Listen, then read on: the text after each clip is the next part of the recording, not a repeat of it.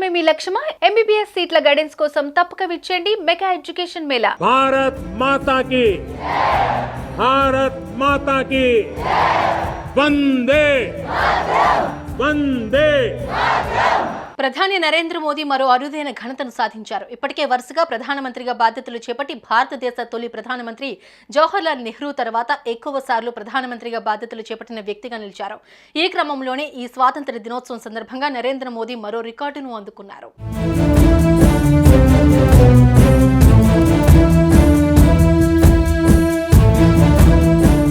దేశ 78వ స్వాతంత్ర దినోత్సవాలను పురస్కరించుకుని ప్రధానమంత్రి నరేంద్ర మోదీ దేశ రాజధానిలోని ఎర్రకోటపై జాతీయ పతాకాన్ని ఎగురవేశారు. ఇప్పటి వరకు 10 సార్లు ఎర్రకోటపై జెండా ఎగురవేసిన ప్రధాని మోదీ ఇప్పుడు 11వసారి జాతీయ జెండాను ఆవిష్కరించారు. అనంతరం ఎర్రకోట వేదికగా దేశ ప్రజలను ఉద్దేశించి ప్రధాని మోదీ 11వసారి ప్రసంగించారు. 2014 ఆగస్టు 15వ తేదీ నుంచి ఇప్పటి వరకు ఆయన వరుసగా రెడ్ ఫోర్ట్పై మువ్వన్నెలను రెపరెపలాడిస్తున్నారు. అయితే దేశ తొలి ప్రధాని పండిట్ జవహర్లాల్ నెహ్రూ తర్వాత అంతటి ఘనత సాధించిన 3వ ప్రధానమంత్రిగా నరేంద్ర మోదీ రికార్డు నెలకొల్పారు.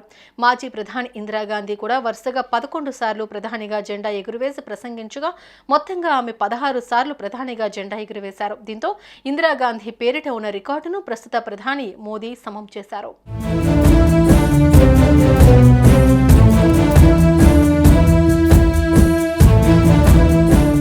ఢిల్లీలోని ఎర్రకోటపై మువ్వెన్నెల జెండాను ప్రధానమంత్రి నరేంద్ర మోదీ ఎగురవేశారు.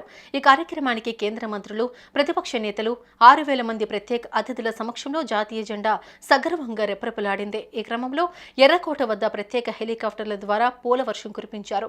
2047 వికసిత భారత థీమ్తో 15 ఆగస్టు వేడుకలు నిర్వహించారు. 78వ స్వాతంత్ర దినోత్సవం సందర్భంగా ప్రధాని నరేంద్ర మోదీ సరికొత్త రికార్డును క్రియేట్ చేశారు. ఏకధాటిగా 98 నిమిషాలు ప్రసంగించారు. స్వతంత్ర భారత చరిత్రలో ఏ ప్రధాని కూడా ఇంత సుదీర్ఘంగా ప్రసంగించలేదు. 2047 నాటికి వికసిత్ భారత్ లక్ష్యం కోసం కలిసి ముందడుగు వేద్దామని ప్రధాని పిలుపునిచ్చారు.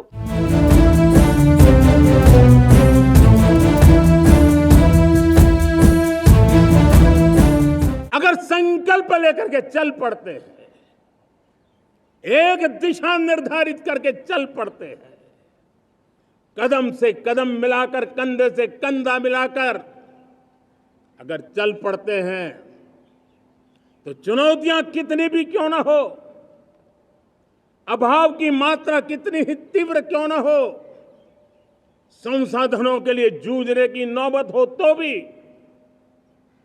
हर चुनौती को पार करते हुए हम समृद्ध भारत बना सकते हैं.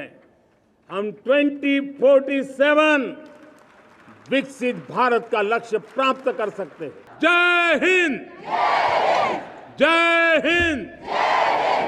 సుమన్ టీవీలో మీ పర్సనల్ అండ్ బిజినెస్ ప్రమోషన్స్ కోసం కింది నెంబర్కి కాంటాక్ట్ చేయండి.